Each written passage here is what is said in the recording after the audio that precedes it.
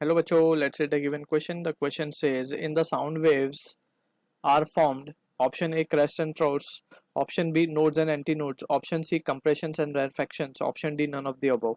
So इस question का जो key concept we need to understand is the concept of sound wave. So sound wave की जब हम बात करते हैं basically it is a mechanical wave. अब मैकेनिकल वेव की जब हम बात करते हैं तो basically mechanical wave are those waves जिसको material medium is required. Material medium is required यानी कि ये वैक्यूम में ट्रेवल नहीं कर सकती, राइट? क्योंकि हमें पता भी है कि साउंड को हम वैक्यूम में नहीं सुन सकते.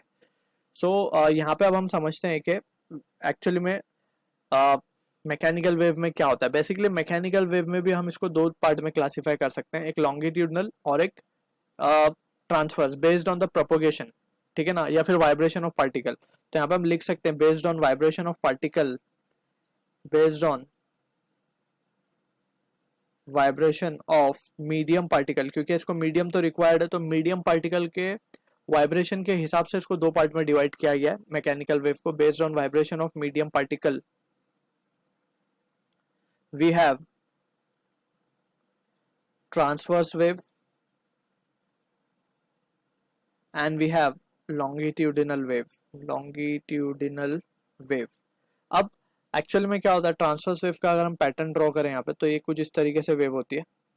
अगर हम मान लें कि wave is travelling towards right, तो यहाँ पे हम देख सकते हैं कि जो मीडियम पार्टिकल होंगे, क्योंकि medium is required, so medium के जो भी पार्टिकल होंगे वो डायरेक्शन ऑफ वेव प्रोपोगेशन के परपेंडिकुलरली वाइब्रेट करते हैं. Where on the other hand longitudinal wave की जब हम बात करते हैं, सो लॉन्गिट्यूडनल वेव में we have compression, we have rarefactions, we have compressions, we have rarefactions. यह है compression, यह है rarefaction, compression, rarefaction.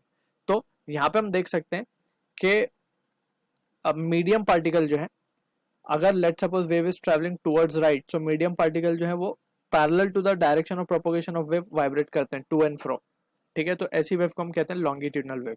अब इसका एग्जांपल अगर हम देखें तो ट्रांसवर्स वेव का एग्जांपल हम देख सकते हैं रिपल्स ऑन वाटर. जब हम पानी में किसी चीज को ड्रॉप करते हैं तो जो वेव्स फॉर्म होती है सरफेस पे, उसे हम कहते हैं ट्रांसवर्स वेव.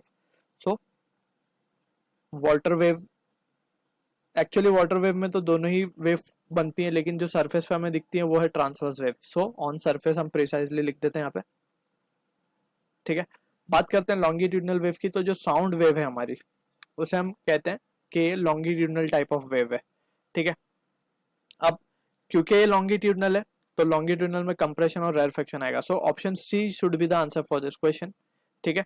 तो जब भी हम बोलते हैं, बेसिकली जब हम साउंड प्रोड्यूस करते हैं, तो हमारा जो एयर में जो मीडियम पार्टिकल्स हैं हम उसको बेसिकली क्या करते हैं, कंप्रेस करते हैं. फिर वो अपने आगे वाले मीडियम पार्टिकल को कंप्रेस करता है, फिर due to elasticity it again get back to its position.